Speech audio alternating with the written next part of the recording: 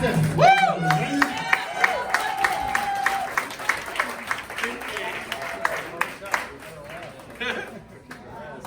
What's going on, everybody?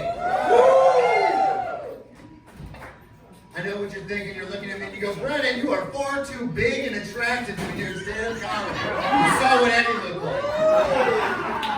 It's not the case. It's not always been the case. I used to get bullied. I used to get bullied a lot. When I was in middle school and high school, I always wanted a nickname.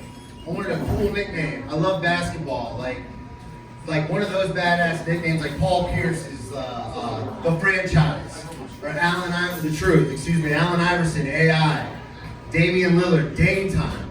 It was my freshman year. I remember my brother's nickname in high school was Massive Tacit, because my last name is Tacit. I don't know if it's because he played a lot of varsity sports, he had a lot of heart, because he's not a big guy. Maybe he had a huge dick. I don't know, I've never seen it. His nickname was Massive Tacit.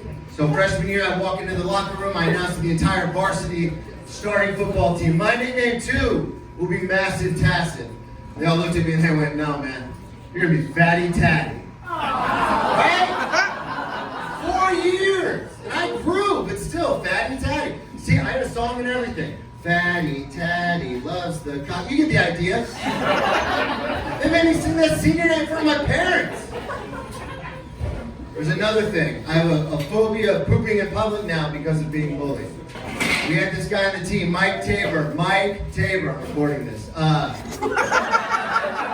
He used to wait for you to have to go number 2 right before practice. Anybody ever play sports, especially football? You know that feeling? You're getting ready in the locker room, you're like, uh-oh, here it comes. He'd wait.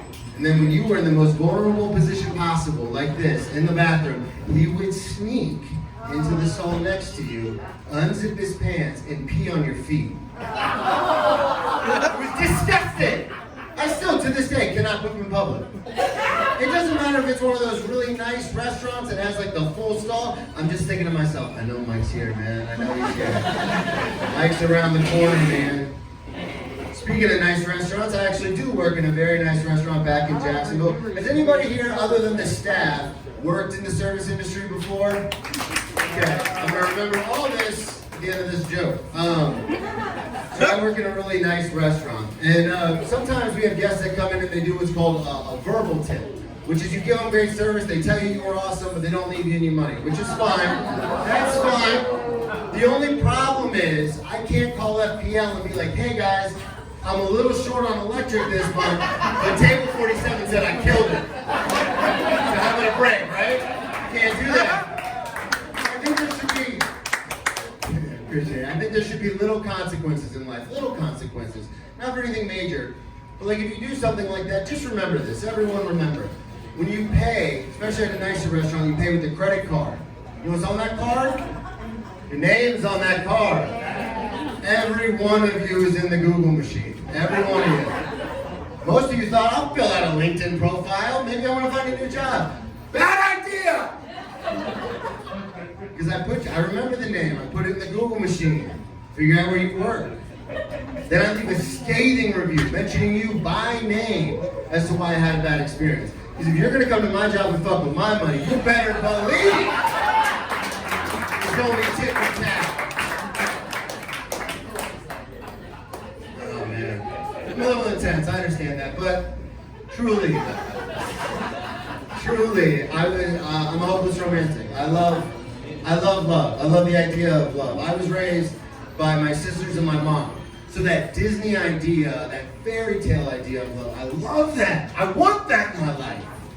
Like, I don't know if you guys remember those extra gum commercials where the guy would draw the portrait on the wrapper and hand it. Come on, I want that. Do any of you have that? Oh, give it to me. Like in that movie, A Knight's Tale with Heath Ledger. And they're all sitting around the table. He knows, this dude was like, yeah, I'm on board. My English teacher forced us. I love to force you.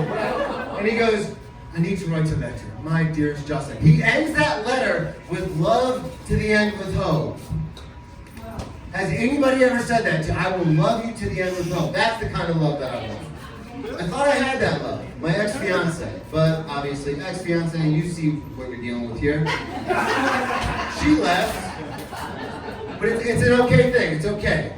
Social media makes it so much easier to kind of keep up with her, you know what I'm saying? She marks her locations on her Instagram stories, like, come on.